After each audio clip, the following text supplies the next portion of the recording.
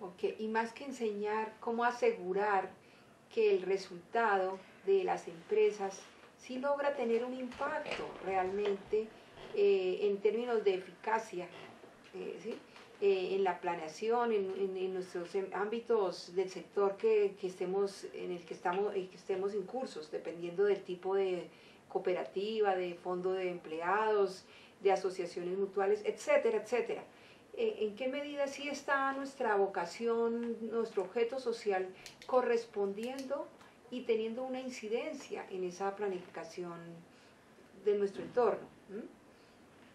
Pues vea, yo pienso que en el sector de la economía solidaria ah, ha faltado mucho lo que es la visibilidad de muchas cooperativas y fondos de empleados, hacen sus informes, sus asambleas cada año, hacen sus informes de gestión, pero los informes de gestión pareciera que se están quedando como al interno, pero hay poca visibilidad de logros y de impacto y de resultados a nivel local, en el ámbito departamental, inclusive en el ámbito nacional. Le contaba yo ahorita al profesor Harry que el decreto 2880 precisamente fue un golazo que el gobierno nacional, llamémoslo así golazo, ahora con la coyuntura del mundial, fue un golazo que le hace el sector solidario frente al impacto que está teniendo en el sistema educativo. Entonces, donde le obliga a cada uno de los fondos de empleados y cooperativas del 20% de sus excedentes, invertirlos en procesos de educación formal, de una manera de contrarrestar precisamente de unos logros financieros que ha tenido el sector solidario. Entonces el gobierno nacional, venga, pásenme sus dineros y ayudemos a fortalecer el sistema educativo, entre comillas, ¿cierto? Pero son golazos precisamente por la poca visibilidad y el impacto que ha tenido estas empresas a nivel nacional. Creo yo que es una de las características, el poco impacto, la poca visibilidad. No sé si el profesor Harry tiene otra visión. No, estoy de acuerdo contigo en ese aspecto, pero lo que habría que entender es que la economía solidaria es una herramienta del Estado en mejorar la calidad de vida de su población, que es una forma de inserción y de integración de la gente, porque una democracia en la cual la gente no participa no es democracia. Una cooperativa donde la gente no participa difícilmente puede ser una herramienta de solución de esa problemática. Sí, nos está prácticamente haciendo un llamado a otro gran interrogante que tenía para ustedes con relación a la cultura. Decíamos que necesitábamos una cultura, esa cultura política, esa cultura ciudadana, esa cultura de participación, esa cultura de activación, esa cultura de solidaridad. ¿Dónde ha quedado?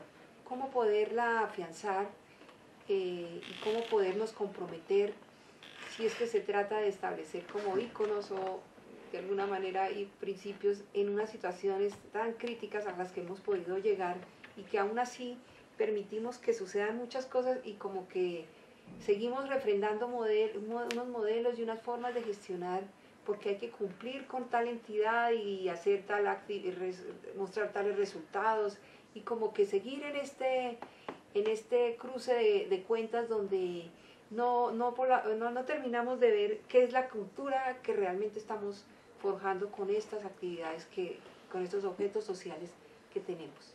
Yo pienso que a nivel cultural una de las falencias, y no solamente a nivel colombiano, sino latinoamericano, y hablemos específicamente entonces de Colombia, estamos hablando de la cultura de la individualidad. Aquí todavía aceptamos que es primero yo, segundo yo, tercero yo, cuarto yo, quinto yo. Es muy complicado generar procesos de asociatividad en Colombia precisamente por la cultura individualista, ¿sí? Porque desde muy pequeños, por estructuras mentales, modelos mentales, imaginarios, creencias, lo que podamos concebir, se nos ha dificultado trabajar con el otro. Entonces generar procesos de trabajo en equipo, de comunicación, de confianza, es supremamente complicado. Culturalmente tenemos como unas cerraduras, unos modelos mentales que nos dificulta mucho ese proceso. Generar lazos de confianza, de participación, de solidaridad, de cooperación. Culturalmente se nos ha dificultado y que es el sector solidario el llamado precisamente a romper esos esquemas, el llamado a ser como el precursor de un modelo realmente solidario.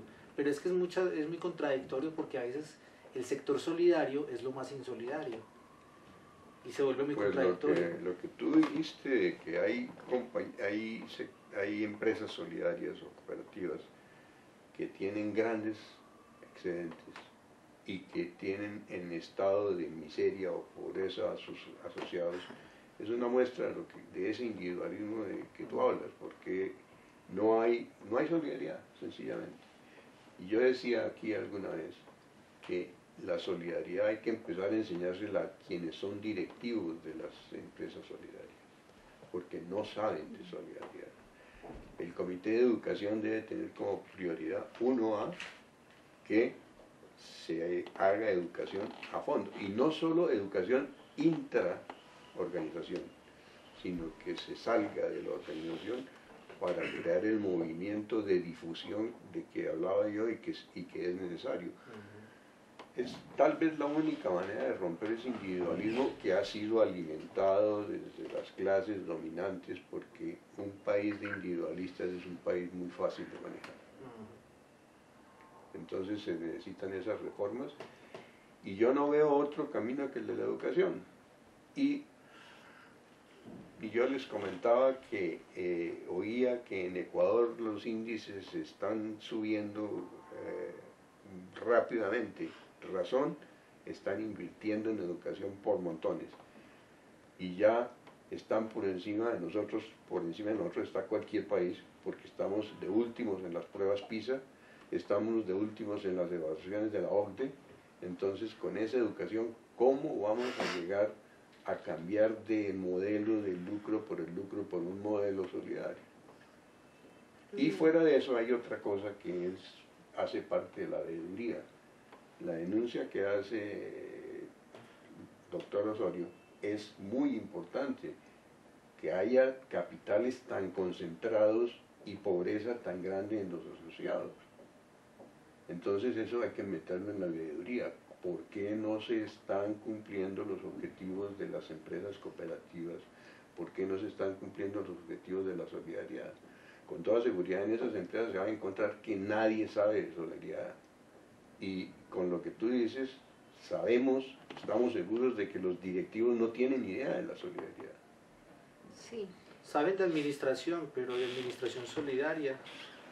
Es decir, capital. Pero fíjate, para no apartarnos un ¿Cómo, poco del profesor? problema.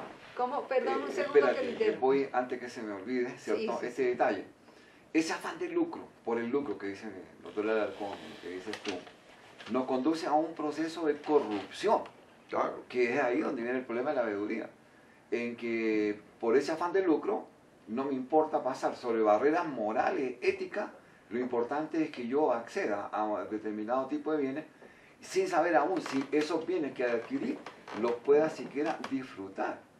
Ese es el problema, digamos, de ese individualismo exacerbado con un afán de lucro y genera la corrupción, que ¿qué es lo que es el narcotráfico? Que es el desplazamiento de la gente, que es la pérdida de la tierra, etc. Es la corrupción. No es un componente ajeno. ¿Y cómo podemos combatir esa corrupción? Precisamente cambiando la axiología, los valores de la gente a su origen en términos de construir una sociedad más equilibrada, no digo justa, sino un poco más equilibrada.